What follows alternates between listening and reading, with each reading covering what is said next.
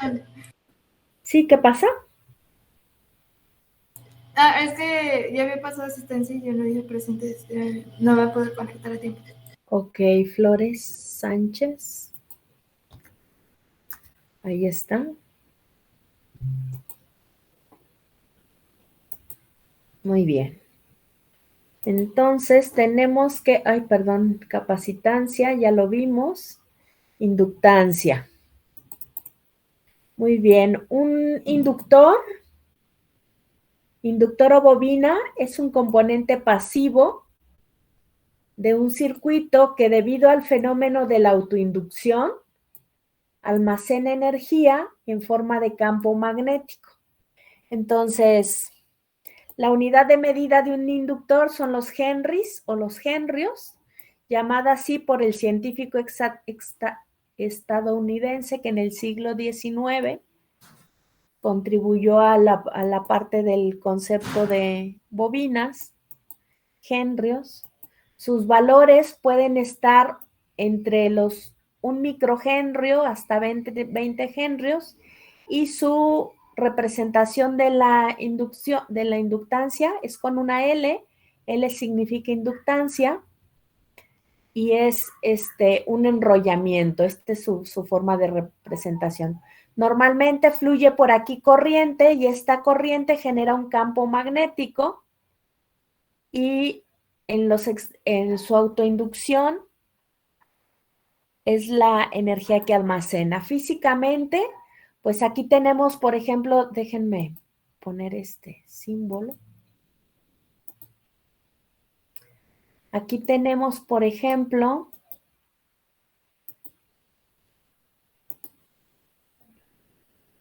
un tipo de bobina que se le conoce como toroidal, es circular. Aquí tenemos otro toroidal, porque tienen forma como de una dona. Luego aquí tenemos variantes que son como mini transformadores. Aquí tenemos inductores que tienen solo 2 líneas. Aquí tenemos solenoides que se les denominan así. Déjenme lo voy a pasar acá abajo. Los inductores están compuestos, el más sencillo es el solenoide. El solenoide se le llama así a las bobinas que no tienen núcleo y que tienen poquitas vueltas. Por ejemplo, este tiene 2, 4, 6 vueltas aproximadamente. No me hagan mucho caso. Y están formados por un enrollamiento de hilo de cobre aislado con una laca o barniz y algunas veces están sobre un material aislante que puede ser plástico bakelite. No necesariamente, a veces están así como aparece aquí. Luego tenemos las bobinas. El solenoide es un tipo de bobina. Cuando el alambre está enrollado alrededor de un núcleo de hierro, en este caso tenemos una bobina que tiene un núcleo de aire, es cuadrado, pero podríamos poner un núcleo de hierro dulce, normalmente es el mejor, el más sensible, y le aplicamos a la bobina energía, circula por el corriente, entonces ese núcleo de hierro se convierte en un electroimán, porque esta bobina induce un campo magnético y ese campo magnético se queda dentro del hierro dulce y atrae metales. Por eso se le denomina electroimán. Ejemplos prácticos de usos de bobina, además de los solenoides y las bobinas, están los transformadores, los motores y los relevadores. Todos utilizan el principio que utiliza la inducción. Aquí los tenemos, aquí tenemos transformadores, minis, aquí tenemos bobinas toroidales, aquí tenemos inductores, aquí tenemos solenoides, aquí tenemos uno toroidal, etcétera, ¿de acuerdo? Vamos a ver los relevadores. Un relevador es un dispositivo electromecánico.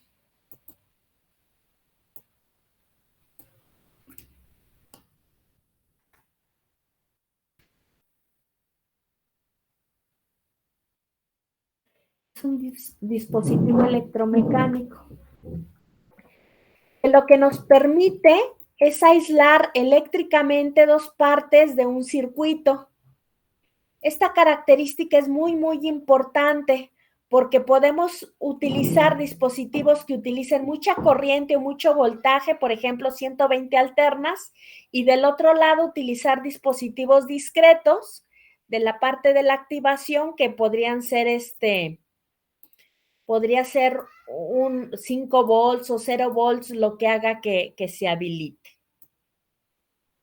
Un relevador contiene una bobina con un núcleo de hierro, es decir, un electroimán, y contiene arreglos de contactos que están normalmente abiertos o normalmente cerrados. Al aplicar una corriente en la bobina, el contacto cerrado se abre y el contacto abierto se cierra. Hay variantes de los contactos en un relevador. Aquí tenemos en el cuadrado azul la forma de la bobina con su barra de hierro dulce, y luego ahí tiene un contacto. A este tipo de contacto, que solo es un contacto con un camino a cerrar, se le conoce de simple polo, simple tiro. Entonces, solo tiene un contacto con un solo camino. Luego en el rojo, que son los relevadores más comunes, está la bobina, el hierro dulce, está un simple polo, que sería un solo switch, que cierra uno, está normalmente cerrado uno y el otro está normalmente abierto. Eso significa que cuando energizamos la bobina, el hierro dulce atrae esta palanca y el que era normalmente cerrado se abre y el que era normalmente abierto se cierra. Esto sería de un simple polo doble tiro. Aquí en el amarillo tenemos una bobina, un relevador con su hierro dulce, pero que son dos switch independientes, cada uno de ellos normalmente abierto. A esto se le conoce como doble polo porque hay dos switch, simple tiro porque solo siguen un solo camino. Es decir, solo tenemos una única alternativa. Y luego tenemos los doble polo, doble tiro, que es la bobina con una barra de hierro dulce. Es doble polo porque hay dos contactos flexibles C, y este contacto flexible C, uno normalmente cerrado y el otro normalmente abierto.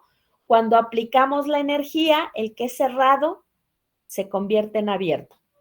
Y el que es abierto, que sería el caso de A, se convierte en cerrado. ¿Cuáles son las partes de un inductor? Pues tenemos la bobina aquí con sus conexiones, que es donde yo aplico la señal digital, que puede ser algo de poquita corriente. Aquí tiene su núcleo, aquí hay una barrita de hierro dulce, que cuando el electroimán se activa, esta barrita se pega y entonces el contacto flexible se mueve y lo que estaba cerrado, esto es metal flexible, el de en medio es un contacto móvil, los de los lados es contactos fijos. Aquí tenemos uno de simple polo doble tiro y unidos o separados por un material aislante. Lo que tenemos aquí es un relé que es electromagnético. Cuando yo le aplico energía a las terminales, esta parte de azul que tenemos aquí, la podemos utilizar para una baja tensión o corriente directa.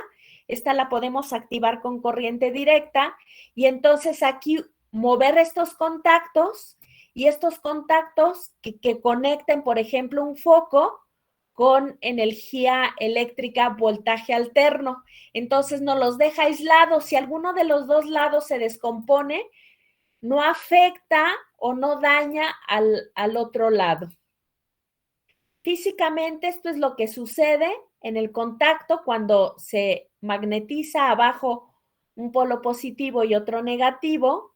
Lo que se hace es que aplico energía, se mueve el contacto y entonces el contacto deslizante, esta barra es aislante, es decir, podría ser, por ejemplo, como madera y hace esa madera mantiene aislada la parte de la bobina con el inductor de la parte de los contactos. ¿De acuerdo? Entonces, este es un relevador que también es simple polo, doble tiro. Y aquí es lo que les comentaba. Tiene un circuito de control de baja potencia donde puedo utilizar una señal directa y puedo tener un circuito de alta potencia. Aquí aparece con una señal directa, pero también lo podría poner una señal alterna de mayor potencia y entonces habría una diferencia entre los dos. ¿De acuerdo?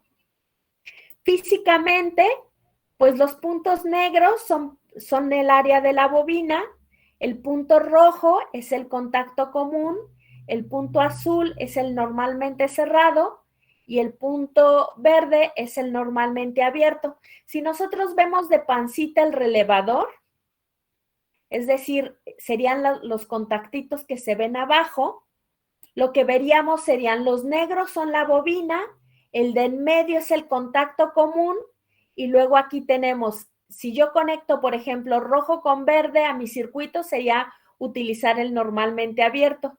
Si utilizo el rojo con el azul, sería utilizar nada más el contacto que es normalmente cerrado y cuando lo energizo se abre. ¿De acuerdo? Entonces, este es de forma física y viéndolo de pancita al relevador. Tenemos también los transformadores.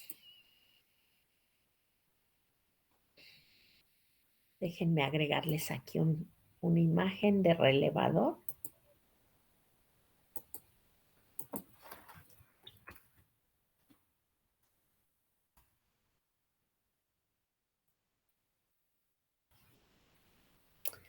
Uno que esté de patitas, de barriguita hacia el otro lado.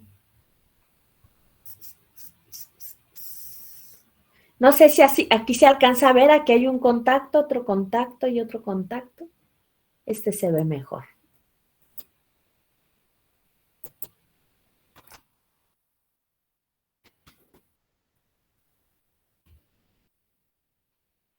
Ok, entonces.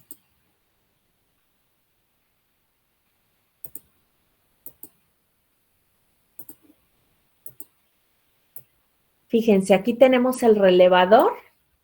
Un relevador que es de 24 volts, aquí nos dice, puede trabajar como máximo con 10 amperes. Y fíjense cómo del otro lado está, este de aquí en medio es el punto C, estos de aquí de los extremos son,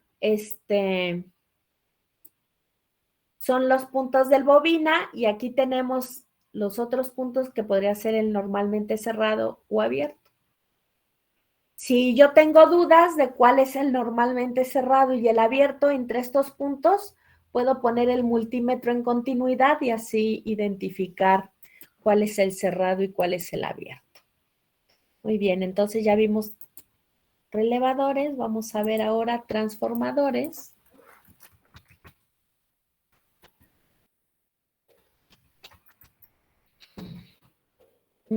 Aquí tenemos un transformador.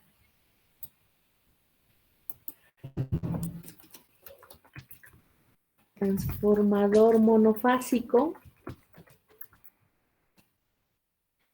Y aquí tenemos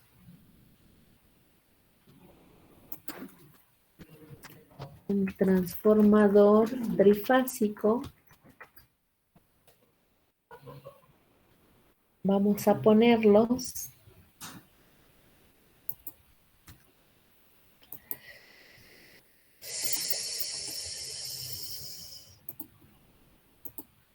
Aquí tenemos un transformador monofásico.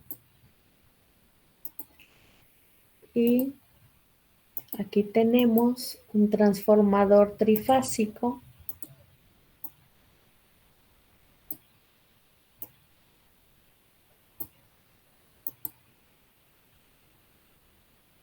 Ok, entonces aquí tenemos los transformadores. Muy bien, los transformadores.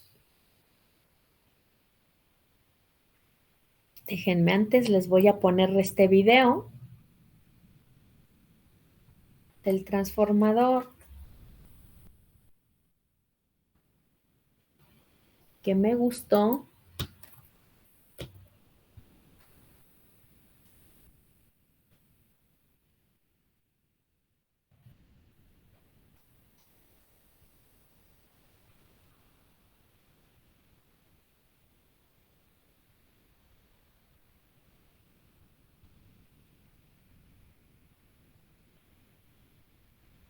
Aquí, por ejemplo, tenemos un transformador monofásico. Estas dos líneas amarillas es por donde entra la corriente alterna de 120 volts.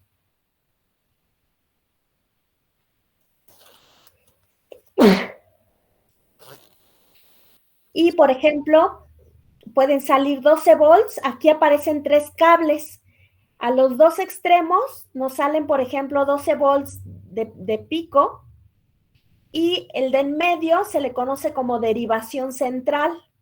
Esta derivación central indica de la mitad hacia el negro nos da la mitad de tamaño que lo que nos daría de rojo a negro, o de blanco a rojo nos daría la mitad de tamaño de lo que hay de rojo a negro. ¿De acuerdo? Bien, les voy a... ¿Cómo funcionan los transformadores? Es fácil. Parece magia y cuando sepáis cómo funciona os va a seguir pareciendo magia. Porque la verdad, los seres humanos somos algo muy torpes a la hora de ver y de percibir. Entonces hay muchísimas cosas que ocurren y nosotros solamente percibimos una pequeña parte en el visible y cuando nos tocan o algo así, pero el resto de las cosas que están pasando por aquí y nos enteramos. Gracias a la ciencia hemos ido descubriendo otras cosas invisibles para nuestros sentidos, pero que sí que existen, ¿vale? Entonces, un transformador cambia una tensión alterna a otro valor. No cambia ni la frecuencia ni la potencia, pero sí que cambia el valor de alterna de grande a pequeño, de pequeño a grande. La transforma. ¿Cómo lo hace? Así. Escuchad. Me comprasteis que un imán pues tiene un campo magnético, un imán crea un campo de imán a su alrededor que va del norte al sur y por dentro del sur al norte. ¿De acuerdo? Es lo mismo que un electroimán. Un electroimán es lo mismo que un imán. Lo que pasa es que un electroimán es una bobina, pero ¿qué pasa? Corriente continua. Entonces consigues un norte y un sur. Un norte y un sur igual que aquí. Es lo mismo. Un imán y un electroimán. Lo mismo. Hasta aquí estamos de acuerdo. Si visteis el vídeo de relés, también lo explicamos ahí. Okay. ¿Qué pasa? Que llegó un fantástico, un superhéroe, Faraday, que dijo, ostras, ¿cómo se le ocurrió esto? Dice, pero escojo una espira y la pongo cerca del campo magnético, bueno, así no pasa nada, si está quieta no pasa nada. Pero si la muevo, oye, de repente la luz se enciende. De repente, en este circuito, que no está tocando a no está tocándose eléctricamente, pero si esto es como una canasta, si cazo las líneas de campo magnético, y me muevo acercándome o alejándome, entonces sí se enciende esa luz. Creo electricidad en un circuito que no tiene ninguna fuente. Bueno, creo electricidad. Bueno, y además el tipo dijo, cuanto más rápido lo muevo, más electricidad creo, y cuanto más despacio, si lo paro cerca o lo paro lejos, no hay electricidad. Pero el rato que lo estoy moviendo, se crea electricidad. Cuanto más rápido, mejor. Más electricidad se crea, más voltaje se crea en este circuito que no tiene fuente, gracias a que caza el campo magnético. ¿Qué tío, Bueno, otro titán y dijo, escucha, si eso pasa porque lo que cazo con esta espira, con esta vuelta de cable, que no es otra cosa que una vuelta de cable, es porque está cambiando el campo magnético que cazo. Cuando no estoy lejos no cazo nada, cuando estoy más cerca cazo más. O sea que lo que importa es cuánto campo magnético cambia. ¿De acuerdo? Entonces alguien dijo, un momento, tengo una idea. Y si ponemos que el campo magnético está cambiando, en vez de ponerlo en continua, pues aquí ponemos alterna, entonces esto es, ya sabéis, si la alterna no está apagada, luego se va encendiendo, luego se va apagando, luego se enciende pero para abajo. Es decir, esto está creando primero un campo magnético muy pequeño, luego más grande, con un norte y un sur aquí, y luego se va apagando, hasta que se apaga. El campo magnético igual que la corriente. ¿Vale? La corriente hace esto, el campo magnético también. Ahora esto es una cosa que sube y baja. ¿Okay? Entonces, y luego, en el ciclo negativo, la corriente ya no viene así, sino que viene así. Entonces se crea el norte aquí y el sur aquí. O sea, si le pongo alterna, aquí tengo un campo magnético variable. Entonces, en vez de andar moviendo una espira cerca de un campo magnético, lo podía mover delante del imán, pero lo he movido delante del imán, y si vemos, lo dejo quieto, y lo que cambio es el campo magnético, coño, pues también luce. Qué tíos, qué genios. Y otro dijo, escucha, bueno, el mismo, dijo, si lo acerco más, como estoy más cerca, cazo más campo magnético y luce más. Correcto, correcto. Correcto. Y otro, más listo todavía, otro científico dijo, escucha, si con una espira cazo el campo magnético y puedo generar luz, ¿qué pasa en vez de una espira? Pongo muchas. Coño, pues cazo mucho más. Y lucía más fuerte. ¿Vale? Es decir, lo que hace un transformador es, tú creas aquí una corriente alterna, así, esto lo convierte en, la bobina convierte la energía eléctrica, la convierte en energía magnética pulsante, y este circuito recoge la energía magnética pulsante y la convierte en electricidad.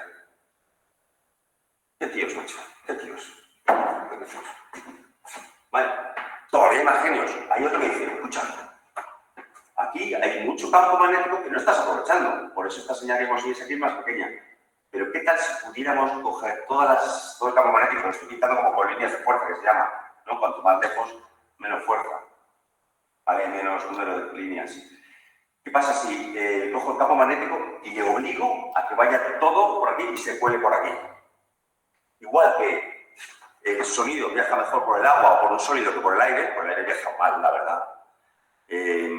Por eso el indio, para ver si viene el hombre blanco, los vaqueros, posa su oreja en la vía del tren para ver si viene el tren, porque por ahí lo va a oír mucho antes que esperar que le llegue el sonido por el aire. Pues lo mismo dijo alguien, vamos a hacer que el campo magnético que prefiere ir, el campo magnético, el mundo imán, lo magnético, prefiere ir por el hierro a que ir por el aire. Entonces hizo lo siguiente, mira. Alguien dijo, el campo magnético que crea la bobina por dentro sí, aunque sea pulsante, que la tengo para arriba para abajo, pero es un campo magnético, viene por aquí y dice, uy, por el aire se va a faltar, prefiero ir por aquí. Y este que se iba para allá dice, uy, qué pereza, que iba a hacer así, dice, qué pereza por el aire, voy por el metal.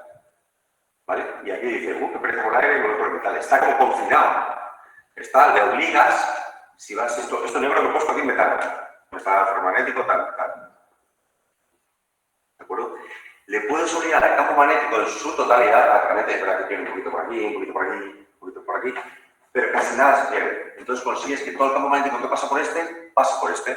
Si es así, bueno, y si es, consigues que toda la electricidad se convierta en campo magnético, ya que todo el campo magnético está en este circuito magnético. Los circuitos magnéticos son maravillosos. Bueno, tienen resistencias, o sea, se calcula la electricidad, pero con magnetismo. Bueno, el campo magnético, es que como el magnetismo nosotros no lo notamos porque no somos robots ni metálicos ni biónicos, pues nos parece invisible y una movida, pero es una cosa muy real. Es decir, el campo magnético tú lo obligas a ir por aquí y entonces todo el campo magnético va por aquí, entonces todo el campo magnético se convierte en electricidad. Entonces aquí tenías una corriente así y he puesto 1, 2, 3, 4 espiras, 1, 2, 3, 4 espiras, 4 vueltas, pues tengo el mismo. ¡Toma ya! El mismo. He cogido la electricidad, la he convertido en magnetismo y otra vez en electricidad. Eso es lo que hace un transformador. Bueno, aquí no he transformado nada. Porque lo que tengo al principio lo tengo igual, al final lo único que exclusiva es poner que no haya electricidad en él. Y eso es muy útil. Un transformador de 1 a 1, pero igual es súper útil. Un transformador de aislamiento. ¿Vale? Pero vamos, que si en vez de 4 espiras tengo 2, entonces este campo hace la mitad. Entonces esta tensión es más pequeña. He transformado la tensión más pequeña, pero es que es muy fuerte porque sí. En vez de 2, le pongo aquí mogollón, digamos 4. No, aquí tengo 4. Si le pongo aquí 8, entonces este campo al loro es el doble. El doble de tensión. Aquí tiene 10 voltios, aquí tengo 20. Aquí tengo 100, aquí tengo 200. Aquí tengo 100.000, aquí tengo 200.000. Entonces lo puedo usar para subir o para bajar la tensión. ¿Vale? No es que hay transformadores de subir la tensión y otros reductores. No, es el mismo transformador, pero es una función. Según lo pongas así, pues si le diera la vuelta y metiera aquí la chicha y aquí la luz, entonces reduciría. Pasaría de aquí. Si esto fuera una bombilla y esto la fuente, pues funcionaría igual. Tendría la mitad. Si pongo aquí la fuente y la bombilla, pues me crece el campo magnético, el voltaje. ¿All right? Y así son muchos transformadores. También no sé quién lo fabricó. Claro, otro ingeniero que dijo, un momento, esto ya fue un ingeniero, que tiene muchos ingenieros. Cogí una E y una I. Y aquí, digamos, enrolló el primario. Ah, sí, eso se llama primario.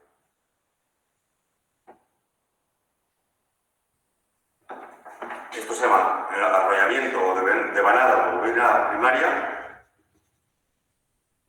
y secundaria. Ahí se salían por los nombres. Si el primario lo enrollo así, fíjate tú que listo dicen. Y si el secundario lo enrollo abrazando al primario. Vale, entonces es la polla. No es la leche porque. Bueno, y luego cerró. Después de la E, puso una I aquí. Todo el campo magnético, suele todo lo que pasa por uno pasa por el otro. Y luego le pones un par de caminos de retorno de campo magnético porque tiene que volver a casa. Por Navidad, como en tu rollo. ¿Vale? Y entonces, este es el que pasa. Que tú tienes dos ovalados, bueno, hay quien lo pone el primario abajo, así. Hay quien lo pone arriba y abajo, y hay otros que ponen uno por encima enrollando del otro. Es igual. De hecho, hay gente que todavía le ha dado más la cabeza, el tema moderno, y no se sabe lo que es un toro. En ciencia, un toro es un donut de metal. Entonces puedes enrollar aquí el primario y el secundario. Estos se llaman toroidales, son mejores aún porque no pierdes aquí las esquinitas ni nada de campo magnético. Son un poquito más eficientes y eficaces, más caros, como todo en la vida. Esto es un transformador, ¿vale? Estos son los basics de un transformador, ¿vale? Claro, el símbolo que vamos a utilizar, os podéis imaginar cuál es. Este es el símbolo eléctrico de un transformador. Hay quien lo pone así, significando que está relleno de un metal. ¿De acuerdo? Actualmente todo está relleno de un metal, o sea que me da igual, esto en realidad no existe. Se puede usar indiferentemente un símbolo u otro. Tiene más cosas. Hay tipos, no sé qué, tienen más cables por fuera. Vamos a ver tipos de transformadores.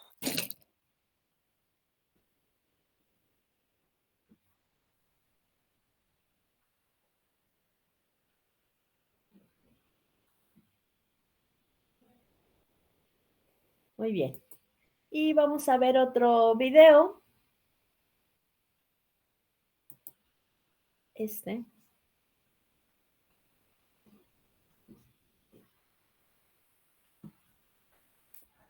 Los transformadores son capaces de recibir corriente alterna a un voltaje y suministrarla a otro voltaje diferente.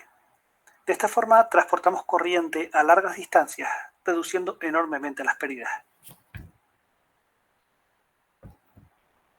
En este vídeo veremos cómo funciona y cómo se construye un transformador trifásico, empezando por su forma más simple. Un transformador funciona gracias a la inducción electromagnética. Un flujo magnético variable a través de una espira induce una fuerza electromotriz en ella.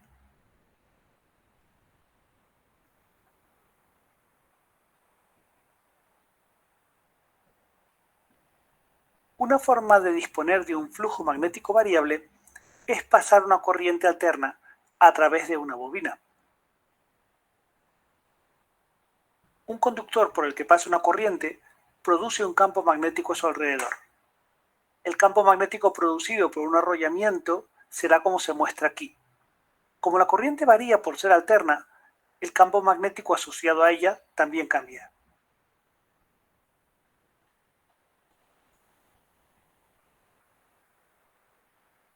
Este flujo magnético puede conectarse a un devanado secundario con la ayuda de un núcleo hecho de material ferromagnético. El núcleo mantiene prácticamente todo el flujo magnético confinado en su interior. De nuevo, actúa la inducción, pues el campo magnético variable inducirá una fuerza electromotriz en el devanado secundario.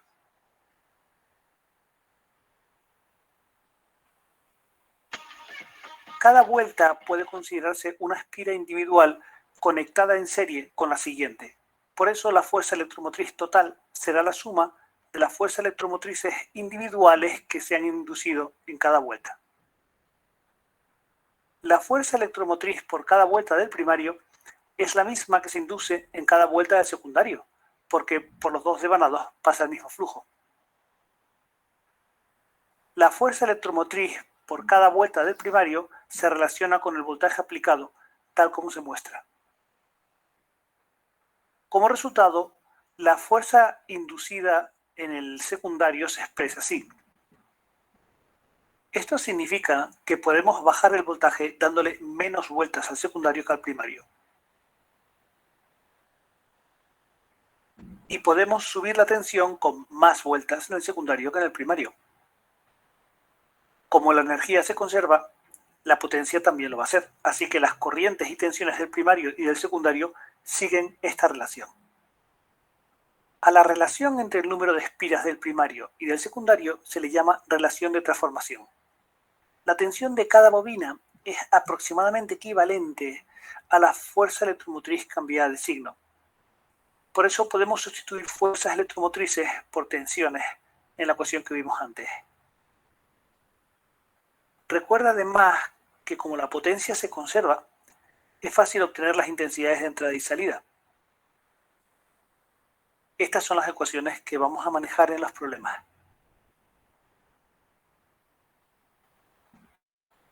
Los transformadores trifásicos usan 3 transformadores monofásicos como este. Además, en cada fase la configuración primario-secundario cambia un poco. Aquí los devanados primario y secundario se solapan. Sea primario o secundario, el arrollamiento de mayor voltaje va por fuera. Para el vídeo y responde cómo sabemos que el devanado rojo es el de mayor voltaje.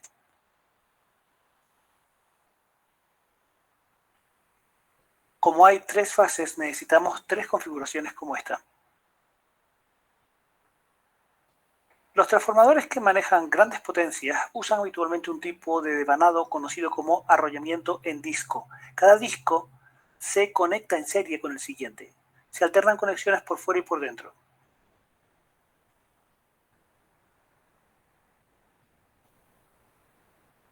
Decide si los devanados de menor voltaje se conectan en estrella o en triángulo. Para el vídeo ahora. Están en triángulo. ¿Cómo están conectados los de mayor voltaje? Para el vídeo de nuevo.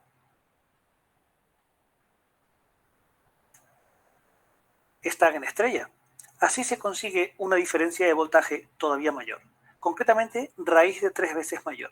Además, la conexión en estrella en la salida de un transformador elevador permite sacar no solamente los 3 cables de la fase, sino también un cuarto cable, el neutro.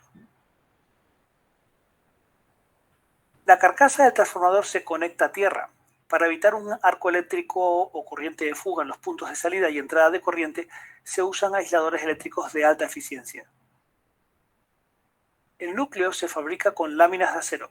Así se reducen las corrientes parásitas.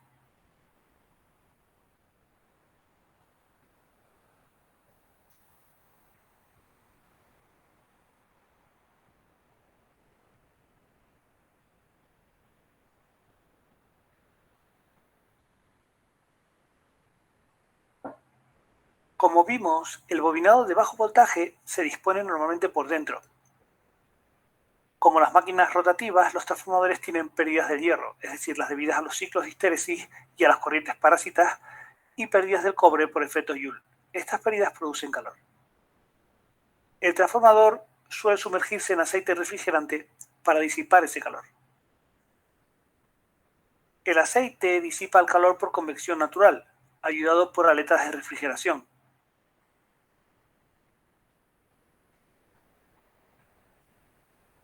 El aceite se expande al calentarse. El contenedor reventaría si no fuera por un depósito de expansión que absorbe los cambios de volumen. Como en cualquier máquina eléctrica, en un transformador existen 2 tipos fundamentales de pérdidas, en el cobre y en el hierro. Las pérdidas en el cobre son debidas al efecto Joule, es decir, al calor generado por la resistencia óhmica en los conductores del primario y del secundario. Pueden disminuirse aumentando la sección de los conductores. Las pérdidas en el hierro son debidas a la histéresis y corrientes parásitas o de foco en el interior del transformador, así como al flujo de dispersión. Recuerda que la histéresis es una acumulación de energía debida a que con cada ciclo de corriente alterna, el material se magnetiza y desmagnetiza 2 veces. La histéresis se reduce eligiendo un material adecuado, que es lo mismo que decir que sea magnéticamente blando. Las corrientes parásitas ocurren por algo diferente. El campo variable las induce en el núcleo. Las corrientes parásitas se reducen sobre todo laminando los núcleos y aislando eléctricamente unas láminas de otras, habitualmente dándoles una capa de barniz aislante. En casos extremos, como en la alta frecuencia, los núcleos se hacen de acero granulado, aglomerado con barniz aislante, de manera que cada grano está aislado de los demás. Pero las corrientes parásitas también pueden disminuirse eligiendo un material para el núcleo que no sea muy buen conductor, es decir, aumentando su resistividad. Es habitual que se elija acero al silicio. Por una parte es blando, y así se reducen las pérdidas por histéresis. Por otro lado, el silicio le confiere una resistividad relativamente alta para reducir corrientes parásitas.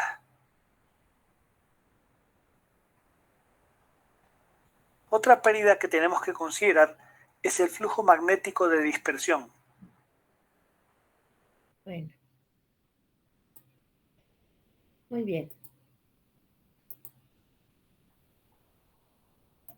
Entonces, ideas básicas, el transformador tiene un devanado primario, un devanado secundario, el número de vueltas entre el primario y el secundario nos dice si aumenta la señal alterna o es un elevador, un transformador elevador, o si es menor el número de vueltas del secundario, entonces reduce la señal alterna, que sería un transformador reductor. ¿De acuerdo?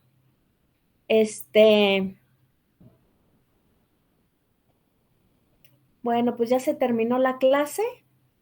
La próxima sesión hablamos sobre los motores de corriente directa y sobre los demás temas. Muy bien, comentarios, dudas, aclaraciones hasta aquí, jóvenes. Sí les está dando un panorama claro de lo que es un transformador, ¿verdad? Sí, más